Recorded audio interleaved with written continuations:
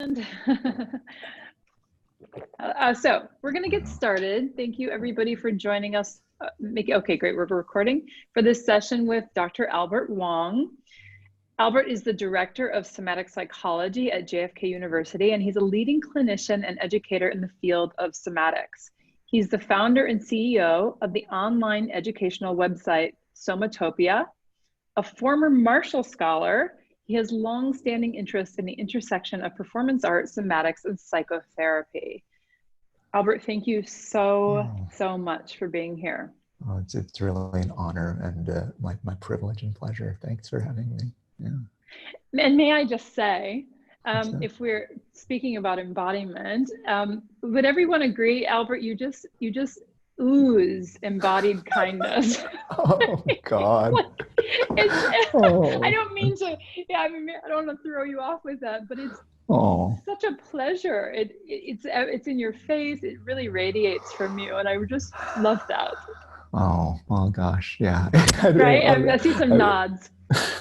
Yeah, just take it in, right? I'm just gonna try and take that in, breathe that in. It's kind of like we teach what we have to learn, and yes, absolutely. And it feels, I don't know if everyone feels the same way. It feels very invitational. It feels right. We're talking about safety and social engagement. It just feels very invitational. So I just want to say thank you. So everyone's commenting yes and so warm and everything. So great. Oh God. No pressure. I've got to titrate that a little. Yeah, I know. Isn't that funny though? We have to titrate the joy sometimes, right? Absolutely. And the good. Okay. Yeah. So we're talking actually about a topic I think of great importance. I think especially because in many parts of the world, cognitive behavioral therapy has been pretty much a standard, I guess, in trauma therapy for quite a few decades now. I don't want to say things I'm not completely confident in, but I'll turn it over to you. I'd like to just explore at first a little bit about the world of trauma therapy at the moment and what it's missing. Yeah, absolutely. You know, and this is kind of a territory where I think kind of the people who are the consumers or the people who are the clients are almost leading the way. You know, I'm a professional therapist, and if you look at the boards in terms of like seeking referral for, nobody asks for like kind of the CBT-ish kind of models. Nobody ever asks for, I have a client kind of with trauma, and they want prolonged exposure, which is supposedly kind of the leading, one of the leading trauma treatments from a CBT model. And I think that, you know, there's this really striking disconnect between what the academy thinks of as helpful and useful and what people on the ground really feel and know to be true.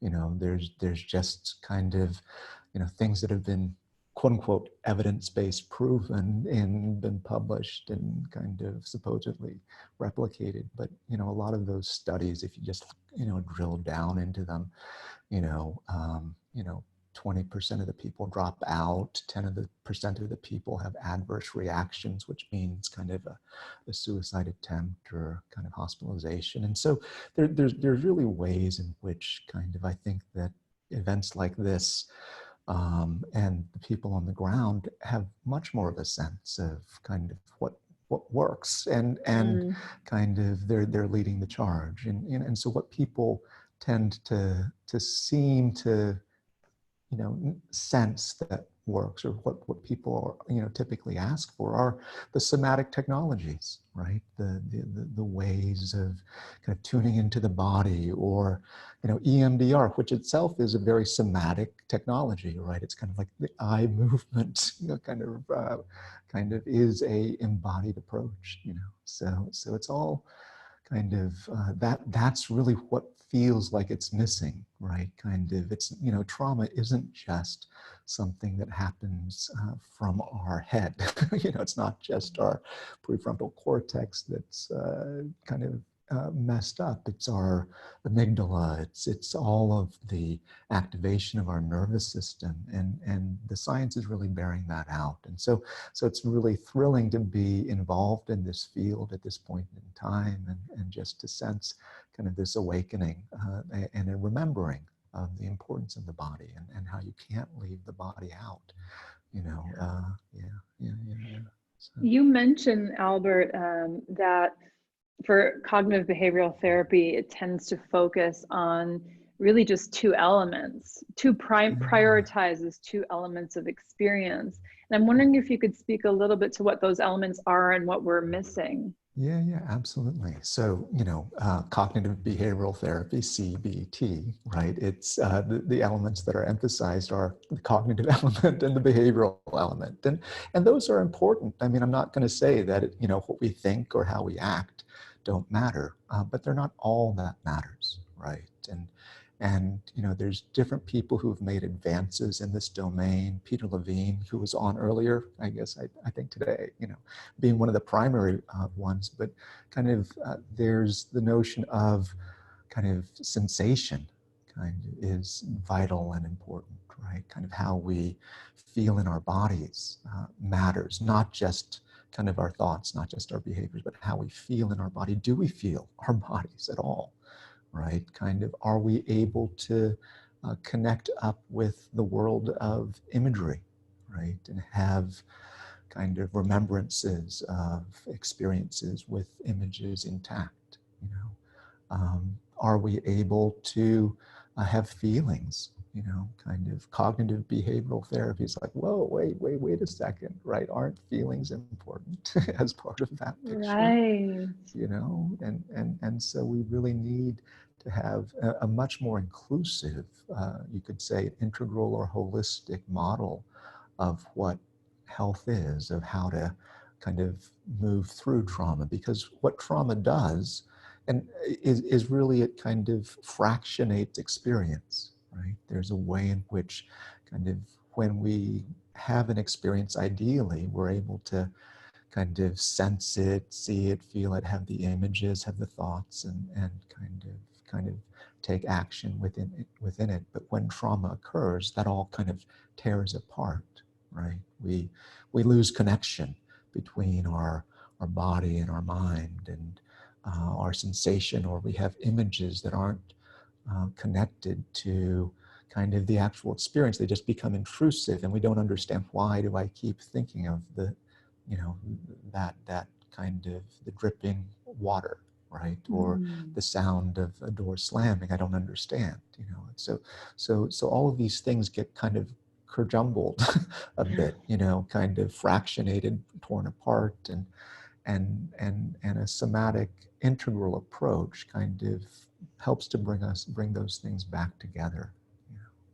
Yeah, so bringing these different elements. I think for many people who, I guess, would you put all talk therapy under this cognitive behavioral therapy? When we're referring to therapies that miss the body, are you referring to kind of all of the talk therapies, I guess, that are focusing on cognition or behavior? Yeah, well, I think kind of, so CBT is a big umbrella, and there's also kind of, so talk therapy, any talk therapy, there's kind of CBT talk therapy, there's also kind of psychoanalytic talk therapy, kind of, which is, each of them has a piece of the puzzle, and even the people who are somatic, who are strictly bottom up only, right? And I think that's one of the things, I don't want to get too technical, but there's kind of first wave somatics, and now we're seeing kind of like second wave somatics, like you have in this conference, Larry Heller, right? Who's kind of the founder or the co-founder of NARM, the neuroaffective relational model. And I would consider that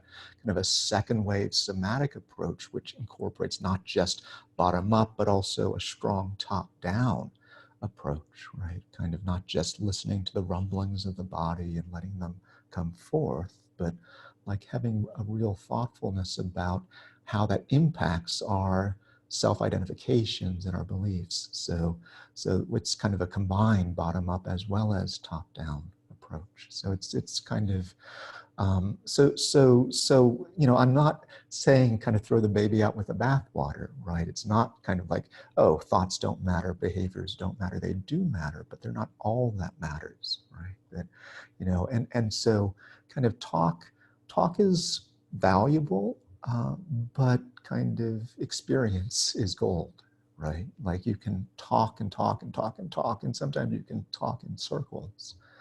But unless you actually have kind of actual kind of the feeling of what it's like to finally feel safe, you can talk about, well, I know I want to feel safe, and I know why even I don't feel safe, perhaps. But unless I kind of learn to feel it, kind of and sense it in a safe enough environment, that feeling of, oh, actually, maybe I could feel safe again, maybe my body could relax or could feel held or nurtured or protected or loved, right? Yeah. Then it's all just talk. Yeah. Yeah. I mean, and thankfully, if you have a good, even if you have a good talk therapist, a lot of that safety can come out in that relational dynamic, right? But we may not understand Yeah. what we're doing in that. You know, one thing I wanted to ask you was the relationship, or what you think about the importance of, this is a question I hear a lot about, how important or relevant is content to working through trauma, especially when you're dealing Uh, with things like implicit memory. sure. Yeah, yeah. I mean, I think that's such a important kind of discovery, really. Yeah. You know, because, you know, sometimes kind of, and I think a lot of people who are new to the field think, oh, content, like, let's just dive in there and go there. And I think there's a couple mistakes that happen, right? Because sometimes it's overwhelming, right? It's like, okay, it's too much, too fast, too soon, right? Like going straight into kind of content that can be flooding, you know. And then there's the other subsidiary kind of issue, which is that of implicit memory, where you don't really have access to explicit content, where there's kind of this sense of, you know, something feels off and I don't understand why, and but I'm just scared of people all the time, you know, and I don't get it, but I don't understand it either. And so there is no actual remembrance of things other than this strange feeling that flutters in my chest every time I see somebody who looks at me a certain way, you know? And so kind of the need for the explicit content, you know, at least kind of in my sense, is not required, right? You know, you can work kind of from that just body perspective. Like the content is the sensation, right? You know, Yeah. start where you start, right? First things first. So if the content that's arising is just the sensation that's presenting itself, you know, that's kind of where you begin. You want to kind of create enough of a holding environment and containment and support with and around it, but kind of that's where you start, you know. Yeah, yeah. Yeah. And the thing that you find, at least for me, and I don't want to not interrupt you, but yeah, the thing that I find is that kind of if you just start with where the client is, you know, kind of very frequently, you know, kind of content reveals itself at the pacing at which kind of it's safe enough to do so, right? Because sometimes kind of content or explicit memories are blocked, you know, just because it's not safe enough or it's too much to remember or to try and remember. And that's, you know, so not to force that, but just to allow kind of the wisdom of the body to be its kind of own guide, as you know, in terms of that. So yeah. Yeah, absolutely.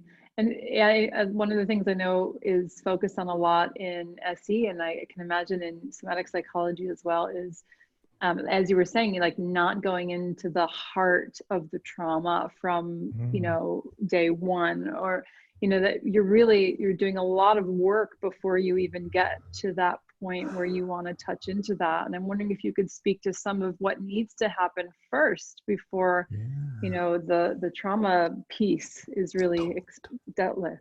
Totally, totally. Yeah. So this is again one of the big kind of beginning trauma therapists, beginning therapists kind of make this mistake a lot, and that is kind of not creating enough kind of safety or containment or what they call resources, right? The notion of kind of when you do trauma work, right? You're going. I sometimes think of it as like you're going into kind of dangerous territory, territory that probably wasn't safe for a certain period of time, territory which kind of you might have kind of blocked off for a reason. And what you need to do in preparatory is to kind of shore up for that journey, which is kind of identifying, locating, kind of getting yourself kind of grounded, finding different kind of resources, creative resources, nurturing resources, protective resources, wise resources. There's kind of some models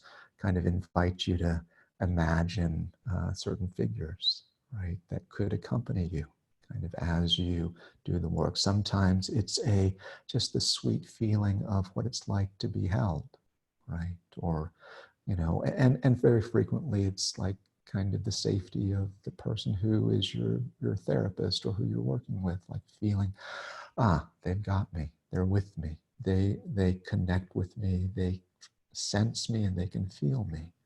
And once I can be in that space where I'm with somebody, I know that they've got me, like then, okay, now I'm ready. Now I can go. Now I can go. So all of that is super important as preparatory and sometimes is an overlooked aspect of trauma treatment. Yeah, I just when you started talking about that, I really had this image of going on a voyage and all the things you want to bring with you. You don't want to just leave for the voyage with nothing in your backpack. Exactly. You need things to be able to, sustain you along the way. And I really had this very strong image of a preparation for a journey. And I thought that was really lovely. Thank you for that. I love that image. I mean, it's like, yeah, it's exactly like that, kind of putting the stuff in your backpack. And in some ways, just to add on to that beautiful image, it's like putting stuff in your backpack, going on this voyage, and almost going across enemy lines to try and bring back kind of in a certain image like a fallen soldier, right? There's a part of you. Parts of us get left behind or fractured out of us, dissociated out, right? Kind of that want to be known again, want to be held again, want to be felt again. And but it's a little bit perilous territory, right? As we go in there.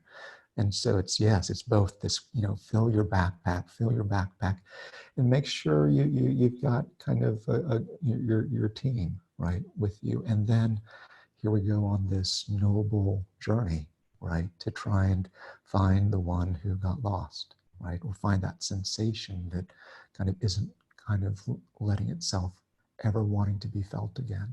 But we're going back and saying, hey, we're here now and we've got you and we're not letting you fall again, right? And so, and this is the way home, and so that's such a beautiful image that you came with, and so thank you for Thank that. you. Well, it was facilitated by you, so thank you as well. Yeah. I'm wondering, if you could speak a little bit to how maybe a more somatic approach to working with things like anxiety or depression works, especially from the perspective that you just painted this beautiful picture of kind of recovering parts of ourselves. And there's very much, it seems like there's compassion very much infused in that. And I'm wondering what the importance of that is. What does somatics bring to the experience of the person who's feeling anxiety or depression? And how does that work with, how does that weave into this sort of part you were just mentioning? I'm curious. Yeah, sure. So let's kind of, so each of these are important and slightly separate, right? So kind of typically with anxiety, and this is an interesting thing because sometimes, particularly if somebody's having a panic attack, we don't necessarily want them to center their attention on There are physiological sensations because that's part of what amplifies it, right? So kind of the notion we want to kind of, with anxiety, the idea is typically people don't feel sufficiently protected. It's a fear response, but it's about not having enough protection. Okay, and so some things that you can do are, just from a somatic perspective. There, this is from Jin Shinjitsu, but it's basically this notion of like kind of giving yourself one of these. Raise your hand. Yeah, the Yeah. container hold, right? Exactly, the container You guys can hold. try this if you want. You want to try this? Yeah. With Albert and me? You take your Yeah. right hand, right? And you put under your left armpit. Yeah. And your left hand on the top part of your right arm, and just hold that and notice what Exactly. happens. Notice how you feel. Yeah. What do you notice when you do that, Albert? Well, let's slow down a little bit and tune in. That's a great question. I love it. So I noticed several things, right? There's a little piece of like, I hope my arm isn't covering my mic. So there's a little bit of that. Here So you there's go. You're okay, good. great. And then, and I just noticed I took a deep breath, right? And I'm really trying to center my attention on the feeling. There's different ways I can center my attention, either in the experience of holding or the experience of being held, right? Oh, that's beautiful. Yeah. Yeah. And as I kind of go back and forth between those, it's like, like I just have this image of, okay, allowing myself to receive.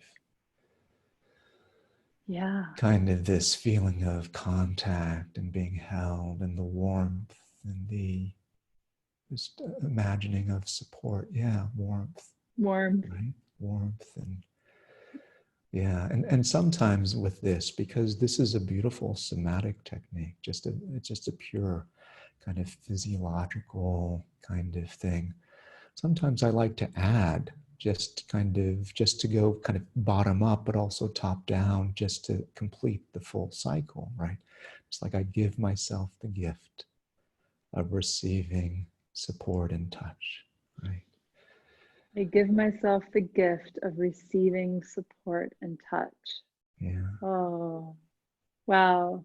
I could feel that one.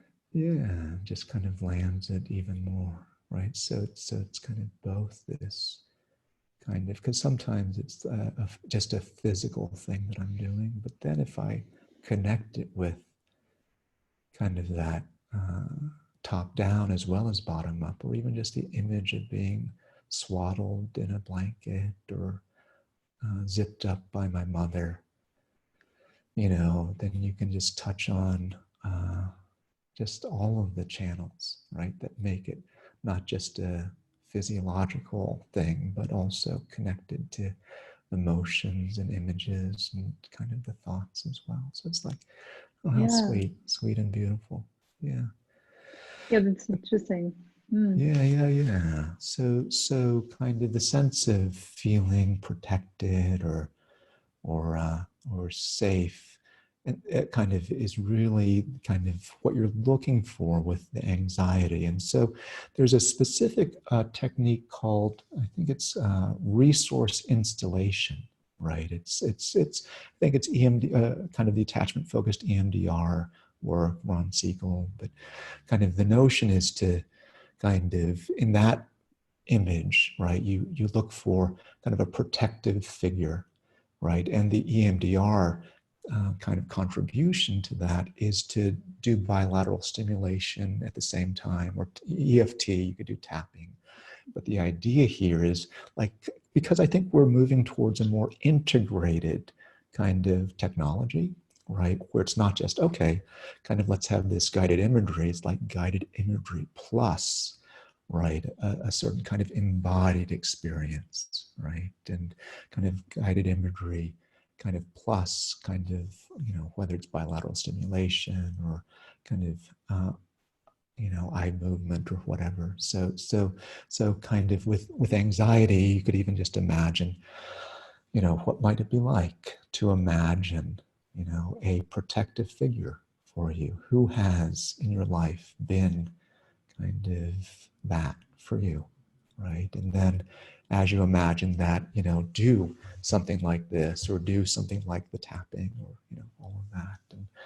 And kind of with depression, that's very frequently the lack of a nurturing figure, right? The lack of a nurturing figure. So trying to kind of imagine that, and also finding a physiological behavioral correlate. So that, those are ways in which kind of the somatic approach could have just help ground things and anchor them in the body, not just as ideas or as images, but as kind of a full experience, kind of body, kind of and mind. Yeah. And I'm wondering if you could speak to this, because I feel like doing that work, when you were doing this holding and you incorporated this phrase, it was very interesting to notice what happened in me. It felt like it was as if, what would the feeling state I'm in right now say if it could speak on its own? Yes. And that is such a powerful, it feels like kind of the root or the essence of insight. There's such a wealth of knowing in the body what wants to be said or what wants to be expressed. And sometimes when we just go there and then ask it, what words would we give that? It's amazing sometimes what comes out. Oh yeah, it really is, right? That's kind of, there's top, bottom up, top down, and there's inside out, right? What is inside that wants to be spoken, right? What's inside, and just the question of, if my body state right now, in that whatever, that beautiful hold could speak, it's like, oh, I'm safe right now. I'm held right now. Somebody is with me. I'm with me. I see me. I hear me. I'm with me. And so kind of finding those connections of listening to the body, kind of even just asking, what's happening right now? It's just like, sometimes I just have these images of, kind of children who are neglected, or bodies that are neglected. It's just like, hey, I see you. How are you? How you doing? And just, is there anything you want me to know? Just even asking, and then waiting and listening.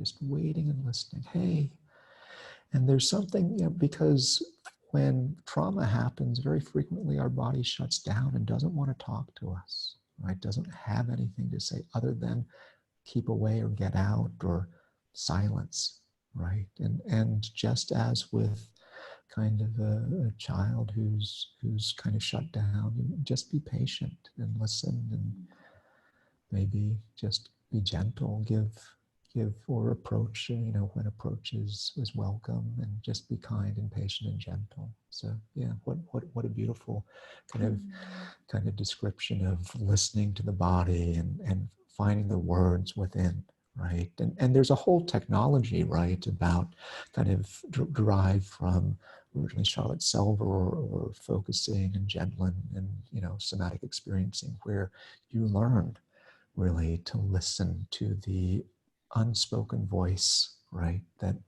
wants to be heard, to the words that haven't yet formed, to that space where there's something, we don't really know what it is yet, but if we wait and are patient, right, kind of the body comes forth. It really seems it also really seems to strengthen this dual awareness, this ability to be aware of maybe the anxiety in the body, but also be the awareness that's witnessing the anxiety, which gives it that space, right? Exactly. That's such one of these foundational concepts, right?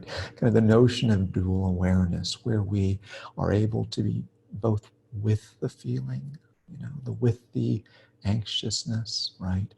And then have enough resource self-capacity where we can actually, okay, I'm with that, and I'm still grounded, I'm still here, I'm safe, I can be with I can have that Some people call it observing ego, but it's more like kind of observing heart, or present, compassionate, enveloping heart, right? Where like I see the anxiousness, and I'm with you, and I can see you, and I can feel the anxiousness, and I can feel my care and love and protectiveness for that part of you that feels anxious, right? And I can go back and forth as the one who is, okay, I see the poor scared you, and I feel my heart open towards you, and I feel my will to protect, and then I can go back kind of in this kind of dual awareness, almost pendulative form, and kind of into the sensation of the anxiousness and say, I feel as the anxiousness, I can also feel that fierce, loving, nurturing protectiveness that's there, and get a sense of, okay, there you are, you're there for me, you're holding me, you're protecting me, you're loving me. Yeah, I can feel that with you. What a beautiful breath, right? Yeah. And it seems like this is really the essence of what people might call reparenting, and it also seems like it's what makes possible our ability to revisit the past and still stay present while we revisit the past, of safely revisiting past events that are traumatizing or did result in trauma. Yeah. Reparenting is a certain kind of dual awareness where kind of you have that strength of kind of the adult self, the healthy parent, right? That's there, that knows what's right, that knows what's wrong, right? That has the capacity, that has the resourcedness to be protective, to be kind of loving, and they can revisit kind of that past and say, hey, I'm here and I've got you, and I'm here and I've got you, and love that whoever it was kind of that was injured at that time. And it's interesting because it's like in a different language, this reparenting is a certain kind of pendulation, right? From present into the past, right? Present kind of resource self into the past, kind of going back and kind of reworking that in this kind of dual awareness pendulation process of kind of bringing the resources that weren't there into the place that needed them right at the time. Yeah. I have that image of the voyage again. Oh yeah, right. It just works. It's so beautiful. It is. Yeah.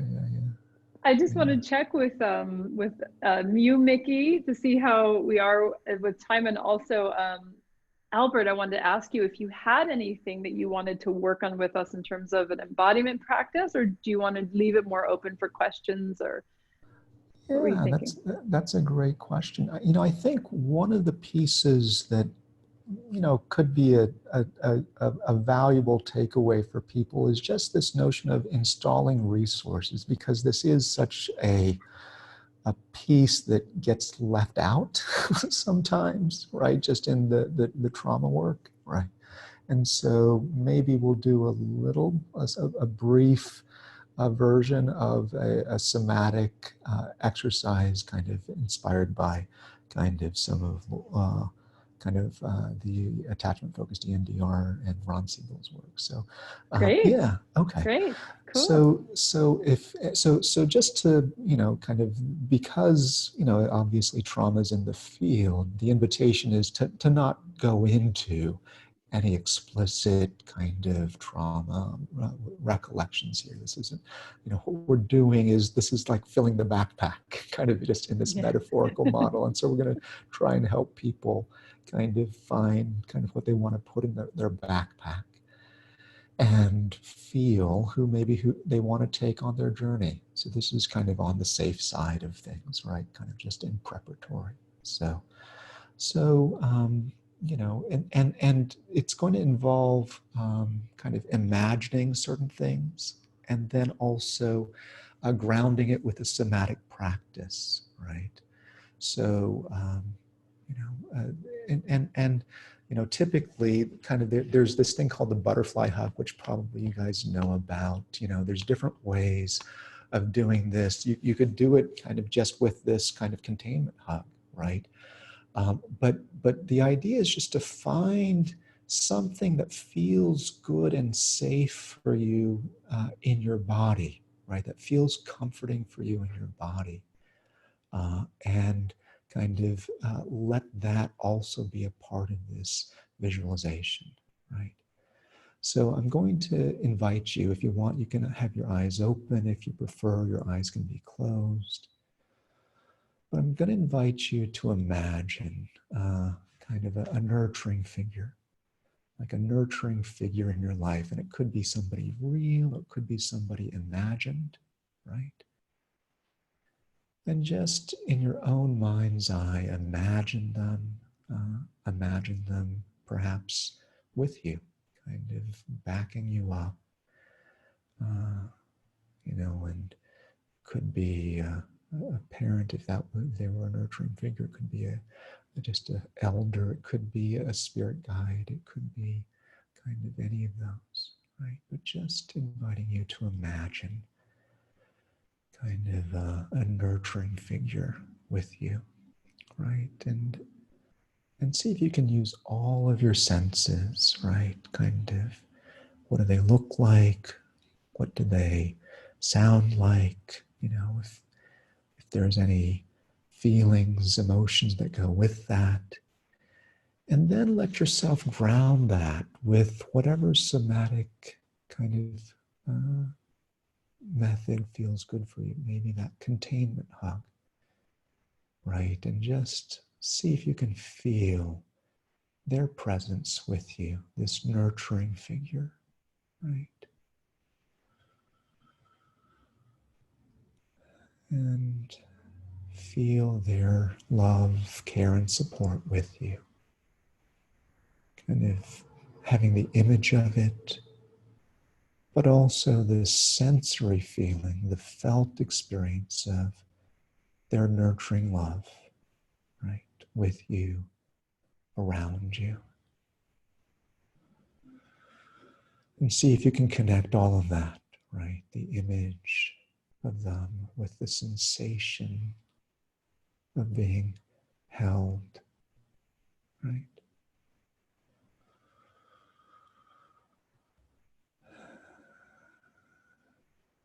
Yeah.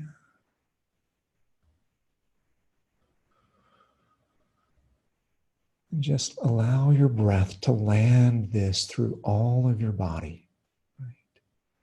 Almost as if you could spread this feeling and this image all through you with each breath in that you take. Yeah. Yeah. And just allowing this feeling of nurturance to surround you. Okay. And going ahead and letting that go for a moment, you can release your arms. Okay. And just allowing that to be with you as perhaps one thing that you're taking with you in your backpack. Just this nurturing figure, right? And anytime now that you kind of repeat this kind of anchoring exercise of kind of whether it's this embrace, that perhaps the neural circuitry of kind of that image or that remembrance, every time we do this, Rick Hansen, who also is kind of in your conference, has this notion of soaking in the good, right? That this is kind of a practice that we do, and it's almost like a muscle that we tone, right? And that as we do this, we learn to kind of tone the vagal nerve. We learn to kind of soothe kind of our bodies and kind of anchor it with this somatic process. And it's something that, it starts small, right? It does start small, but it's something that we just do, day by day, one day at a time. And as we do it, we strengthen that. And you can do it with nurturance, right? The nurturing figure. You can do it with a protective figure if that's what you feel like you need. You can do it with a wise figure if that's what you need in terms of whatever it is that fills your backpack. But yeah, those are things which I think, it's small little takeaways that people can bring with them and practice. And it's really about the practice. It's about the practice. So, It's about the practice. It's about the practice. Yes, yes, yeah, yes, yes, yeah, yes. Thank you yeah, for saying that, because I think that's yeah. something that's also missed a little bit sometimes, is that we're not just saying words to think about. We're talking about experiences to connect with, and to come. We need to come back again and again and again and again. Yeah. Ad infinitum. Yes, absolutely. It's true. It's really a practice for life in many ways. But Albert, if you Yeah, don't mind, there's a few people who are commenting, and I know that this has come up for yeah, me as well in my groups working with some of these practices, like the sure, container hold, that there are people for whom that can be a little bit triggering. And sure. I'm wondering if taking in the good or taking in what's nourishing is also a source of pain for people. Uh, What would you yeah. how would you speak to that? Yeah, well, it's interesting because it's something that we deeply long for, typically is the good, but also, I mean, very historically, sometimes the good has been laced with terror, right? If particularly if the kind of our trauma comes from a primary caregiver, somebody who has been a source of kind of nurturance as well as kind of that suffering, right? And so kind of taking in the good could feel terrifying because typically what happens once we let a little good in is we know what's going to happen next. We know what's going to happen next, right? And so I think you're absolutely right, right? So the notion is like kind of first things first, right? So if there is kind of that edge of fear, don't push past it, right? It's like, okay, just be with that scared part. There's probably really good reasons why kind of there's reluctance to take in the good, right? And then just be with that, okay? And learn about that. And learn about that part that's saying, I don't want to take in the good. It's not safe, right? I don't want to. Kind of, it's been painful before. And just say, okay, let me just be with you for a little bit, the part that's scared, and then just listen to that. Listen to the place where kind of, and bring your own, if you're the therapist or the clinician, just like bring your own care and kindness, or even if you're kind of yourself, you can bring your own kindness to the part that doesn't want to take in the good. It's like, no, Yeah. you know, Yeah. I'm not ready to take in the good. And it's like, okay, I'll wait with you, or I'll be with you, as long as you need, right? And And you don't, yeah, sorry, right. Albert, I don't want to interrupt you. No, yeah, please, yeah. I just love that. And I think it's also honoring the agency and the choice, right? That is often lost Yes. in the trauma that we have. Absolutely. Right. Because one of the things that's deeply traumatic is kind of people who have agendas that want to force feed us kind of a certain therapeutic model, right? And so really honoring the agency of the person, like the client, right? Just saying, hey, we go at your speed. And that's the whole notion of titration, right? That's like, okay, we go at your speed and we go at kind of like just drop by drop, bit by bit. And if taking in the good kind of isn't kind of where you're at, let's just be with where you're at, right? And Yeah. yeah. You were saying, and this is actually a question somebody wrote on the Facebook group, and I think we Oh, need to interesting. give people some time, but Yeah. this idea of feeling that we need to, or with people who may be results oriented, or they want quicker Oh, results, and for some people there's a frustration in this somatic approach, at least from what they hear, that it takes so long. You're really doing this rewiring, reconnecting. It's like I gotta get back to work. I gotta perform. I gotta get out of bed. I'm depressed. I have yeah. stuff to do. What would you say Yeah. to that? Yeah, that's such a challenging dilemma, right? And one, it's a tricky, it's so difficult because people have lives and they want to move forward, and when they're stuck sometimes. And it reminds me, you've probably heard this joke, where it's like, okay, it's good news, bad. I'm the pilot of the plane, I have good news and bad news. The bad news is that kind of we're lost. We don't know where we're going. All of our radio contact has been shut down. We've lost our connection with home. That's the bad news. The good news is that we're making very good time. Right? And kind of so the idea is sometimes, yes, learning how we feel inside and what we truly want does take time, right? And kind of sometimes there is, I understand, I get it, like there's pressure to perform or to go fast or try and go fast or try and kind of continue along a certain line, right?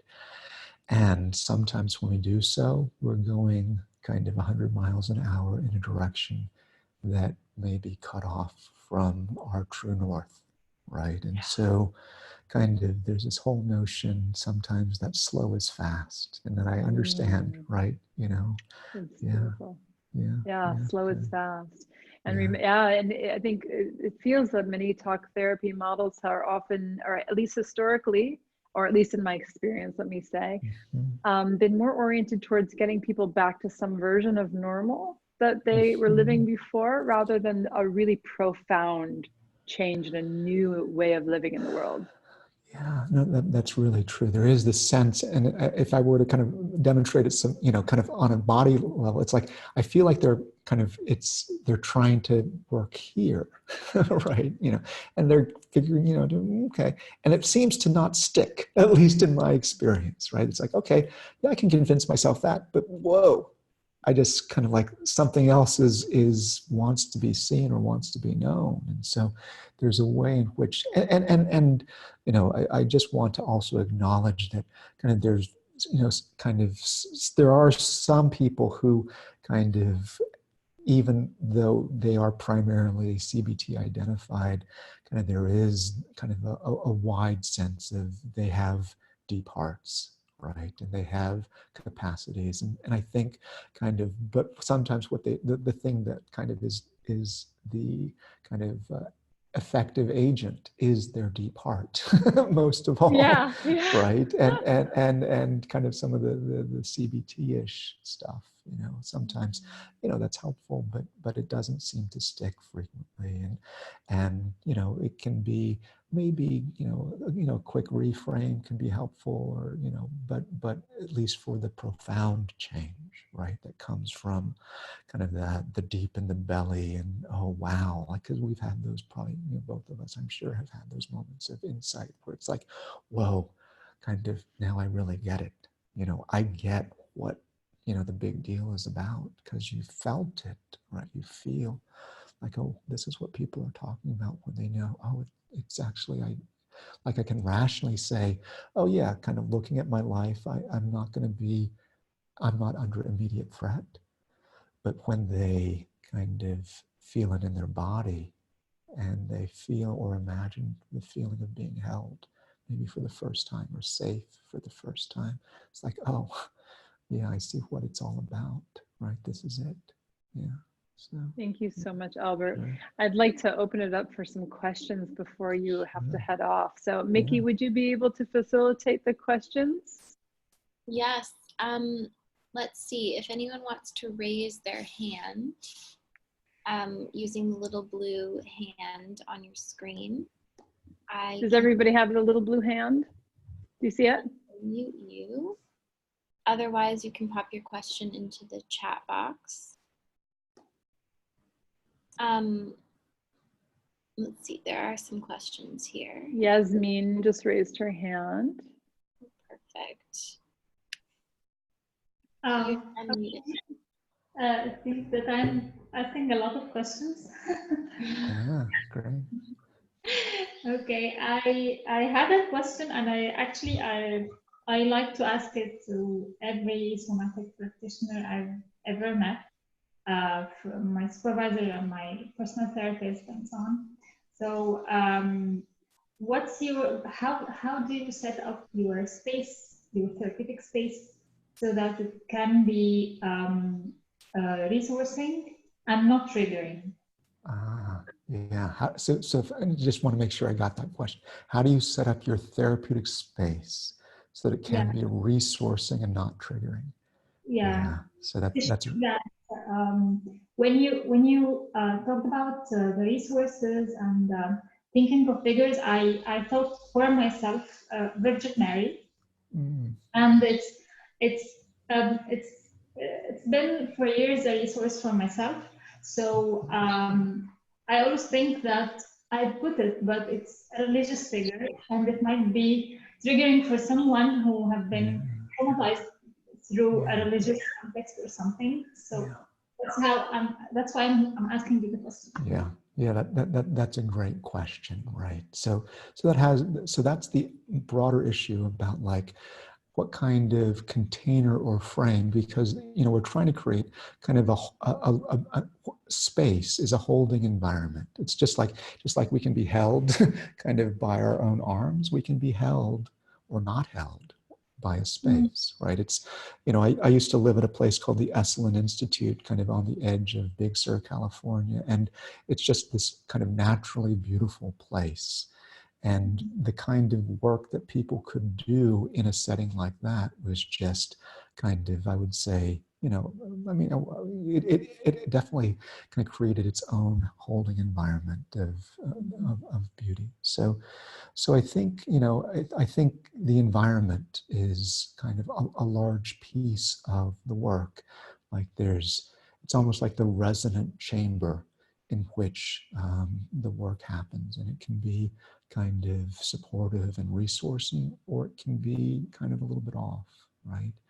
Now, I think you're very wise, right? Just to first recognize and know, right, what is resourcing for you, and just to have that kind of, and you want to, because I think one of the things as we go in as therapists or practitioners or whoever we are, we want to have our resourcing. It's not just resourcing for the client, right? We want to have our set of resources, because what ends up happening is when a client goes into like a trauma vortex or whatever it might be, like that kind of pull where they're, we want to be able to be grounded and anchored in ourself, right? Where we are still present, right? So we want to have our resources. So it's very good that you kind of have the strength of your own resources, right? And kind of Virgin Mary's a great one.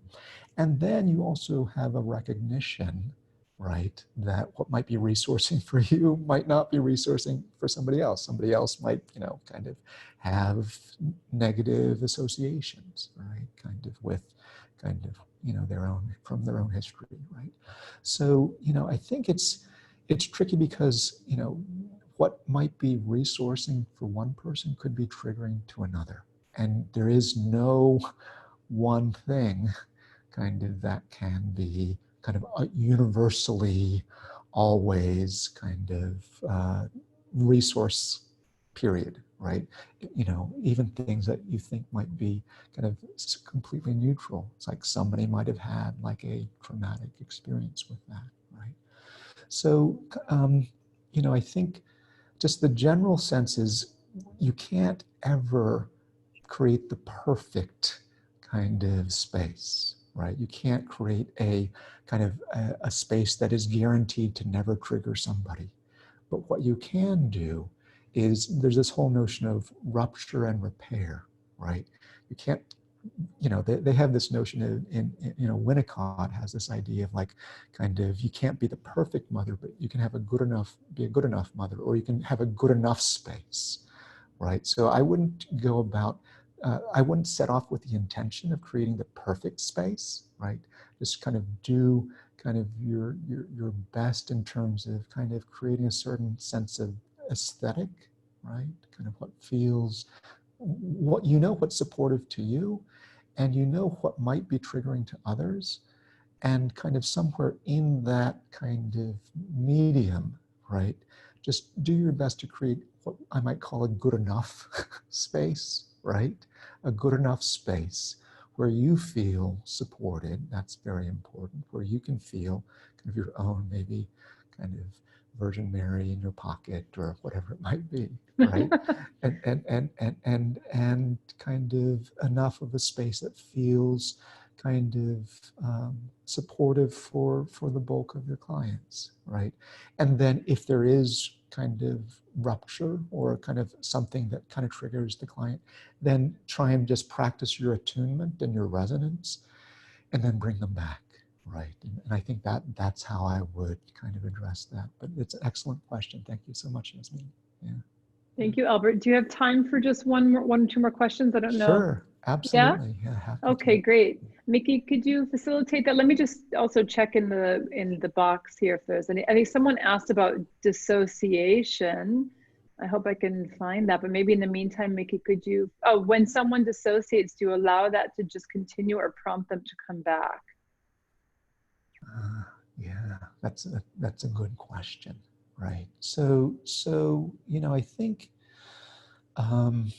generally, kind of, so dissociation is a defense, right? So it's a way of avoiding something that is difficult, you know, and there can be, you know, what I would call kind of just benign dissociation, and then there's kind of dissociation that feels like it's spinning out of control, right? And so just trying to kind of differentiate between those two. Like if somebody's, you know, just kind of like floating or a little daydreamy, you know, that may not be kind of necessarily bad. You know, sometimes that's a way of the body self-regulating and kind of letting them kind of take a break from something that was too difficult, and just in that case, just being supportive and present and kind of letting them kind of find their own safety or be a safe, warm presence with them, right? And you know, but if it feels like kind of it's dissociation that's kind of spinning out of control into, you know, what you might call a trauma vortex,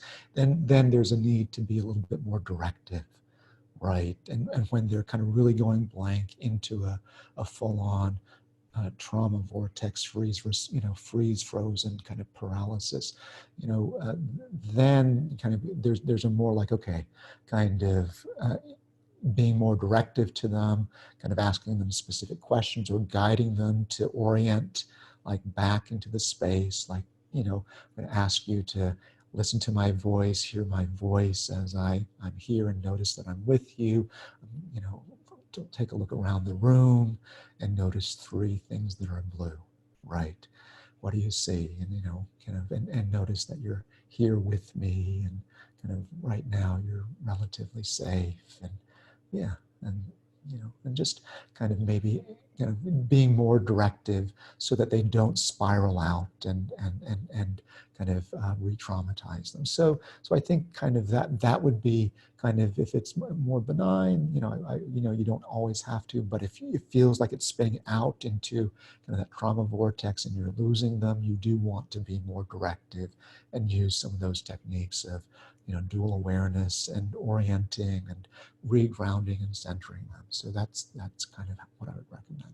Yeah. Thank you so much, Albert. Thank you. Sure. Mickey, would you mind facilitating someone so they could ask a question? If that's okay. Are you good, Albert, for another question? Sure, absolutely. Yeah, okay, yeah, cool. for sure. Thank you. Yeah. All right, I'm going to unmute Sarah.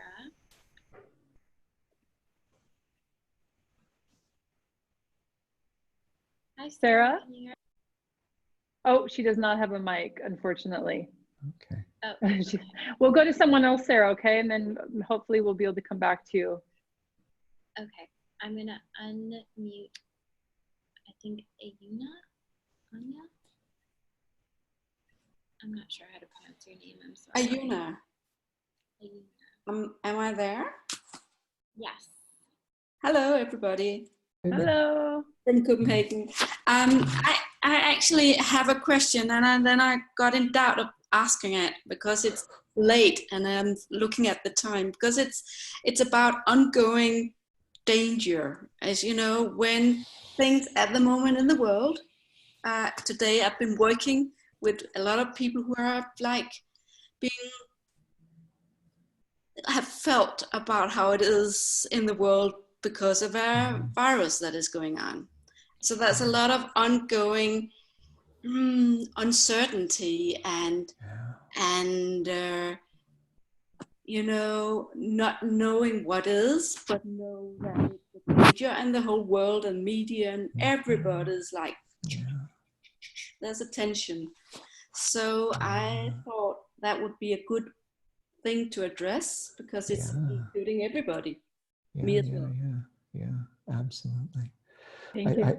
Yeah, no, that makes, I mean, kind of our times feel like they're more and more fraught, you know, with peril, you know, and whether it's climate, whether it's kind of illness, you know, kind of, or, you know, whether it's politics. I mean, anyways, there's a lot which is kind of systemically activating, just culturally activating, and kind of, you know, puts us into whether fight, flight, or freeze, you know. So I think kind of, so there's several pieces, right? So kind of the, you know, the somatic approach is not kind of a free pass to put your head in the sand, right? It's not, you know, it's not that, okay, you know, what's that, like, tie your camel to a tree, or no, trust in God and then but tie your camel to a tree or something like that.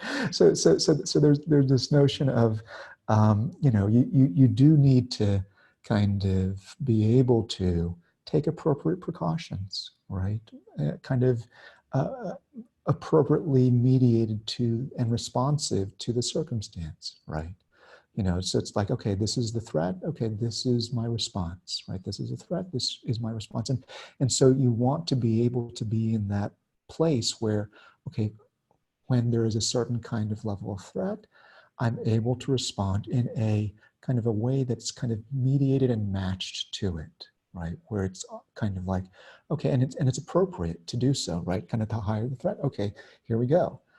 But the one thing that is helpful, regardless of threat, you know, whatever the threat is to have a calm nervous system, or a nervous system that is kind of able to be regulated, right? Where, and a nervous system that's able to take action as well, right? Kind of when need be, right? So kind of getting into that place where you can feel your own groundedness, centeredness, orientation, and then kind of have your attuned appropriate response, right, is a good thing. And then allowing your nervous system, where instead of like kind of, okay, something happened and like, wah, you know, I don't know what to do. And we kind of jump around like that, right?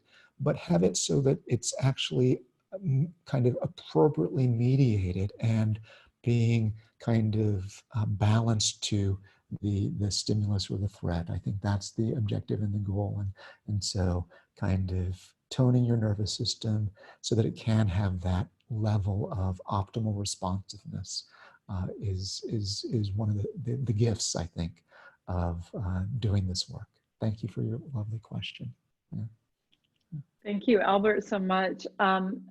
It's after 10 o'clock, everybody, and as much as I want to keep Albert here all day, I think we're going to have to let him go.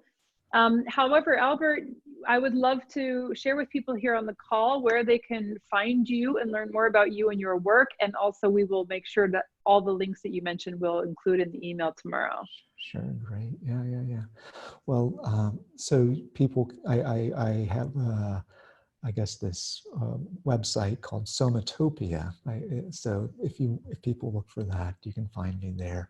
Happy to connect. Also, you can find me, I guess, on Facebook, or kind of at JFK, but somatopia.com is probably the easiest place to get a hold of me. All right. Yeah. I saw that you were pretty active in the Facebook group. I don't know if that's something you'll be continuing to do, but no obligation, but maybe he'll be dropping in once in a while there too. Yeah. Thank you. Yeah. It's fun just to see the community blossom and bloom and grow. And it's, you know, we're all in it together. I love sharing my wisdom and learning as well. Likewise, and thank you so much. It's been such a lovely hour spent with you. I really appreciate the time. Everyone, I think, is quite grateful. It's been a wonderful, very enriching time. So thank you so much, Albert. I'm going to let you go now. We can all say goodbye to Albert. Okay, thank you so much. And then we're going to stick, if those who want to can stick around for the coffee break. I hope you enjoyed that. I just absolutely love spending time with Albert. He's got such a I think he has a very co-regulating presence. Do you notice that? Right? Even just his voice, the sound of his voice is like, oh, everything is okay. The world is beautiful. And I just love it. So I think it's really great to have that experience of somebody who can help us really take that in. So I hope you enjoyed this session. If you want to stay for a coffee break, I see some thumbs up, great. If you want to stay for the coffee break, you know, Vicky, would you mind telling people again how they'll run? We'll allow about 15 minutes or so for that. Thank you. Yes, exactly. So I will be sending you a notification. It'll pop up on your screen and you just have to click join and you'll be entered into a coffee break room with some other participants where you can chat about the session. And anyone who does not want to be involved in the coffee breaks, you can leave the room now and leave the Zoom room, and that way whoever is left will be put into a room together. So. And please join us for tomorrow as well. We have some really cool speakers. We have Ariel Giaretto, who's going to be talking about embodiment and how we can even get into the body, especially when the body feels inaccessible. So for people who are like, I can't feel anything, this I think will be a really good session. We have Hannah Pauls. She's going to be exploring birth trauma, or really empowerment around birth for women. So if you have any interest in like doula, midwifery, birth related trauma, then she would be the person to tune into. And Mickey, who else do we have tomorrow? Ali Duarte. Oh, we have Ali tomorrow. So Ali Duarte is, he works with children. So if you're interested in trauma in children, and especially in the aftermath of natural disasters, Ali has quite a extensive history of working in natural disaster areas. And I think his session feels really important to me. I think especially at this time, I mean, he's incredible anyway, but especially in this increasing climate change, you know, where we just saw these fires in Australia. I don't know if anyone from Australia is here with us on the call, but of course these things happen in places like California, and in all over the world there are circumstances in which the environment itself feels overwhelming to us, and this can present its own kind of challenge and sometimes an experience of trauma for people. So he's going to be able to speak to that, which I think will be really interesting and relevant for us. Hi, Michelle. I hope things are starting to get better there. She's in Australia, she said. So tune in for that tomorrow. Otherwise, enjoy the coffee break, everybody. I'm off to bed. Good night. And we'll see you tomorrow.